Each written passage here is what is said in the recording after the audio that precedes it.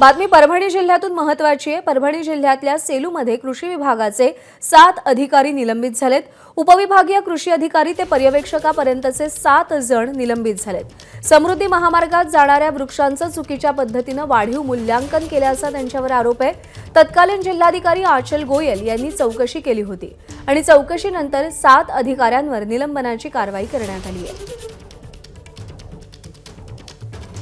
पंकज क्षीरसागर आपले प्रतिनिधी सध्या आपल्या सोबत आहेत। पंकज, हे सगळं प्रकरण नेमकं काय होतं? प्रज्ञा, आपण जर बघितलं तर कृषी विभागाच्या कारभाराचे वाभाडे जे आहेत ते राज्यभरामध्ये निघतायत। आपण बघितलं वेगवेगळे प्रकरण समोर येत आहेत। यामध्ये हे परभणीचं अत्यंत महत्त्वाचं प्रकरण आहे। जेव्हा जालना नांदेड समृद्धी महामार्गाचं घोषणा झाली त्यानंतर याचं म्हणजे जमिनीचं अधिग्रहण करण्यासाठीची जी काही यंत्रणा असते त्यानंतर या जमीन या रस्त्यामध्ये जाणार आहे त्यावर वृक्ष किती आहेत याचं मूल्यांकन केलं जातं आणि हे मूल्यांकन अत्यंत चुकीच्या पद्धतीनं या अधिकाऱ्यांनी दिलं होतं। जे मूल्यांकन होतं यामध्ये जवळपास ज्या तपास अधिकारी होत्या तत्कालीन जिल्हाधिकारी आचल गोयल यांच्याशी आपण जेव्हा या संदर्भात बोललो त्यांनी सांगितलं की 100 कोटीचं मूल्यांकन जालना नांदेड समृद्धी महामार्गामध्ये केवळ परभणी जिल्ह्यातल्या या रस्त्यातून जाणाऱ्या वृक्षांचं देण्यात आलं होतं, जे अत्यंत चुकीचं होतं।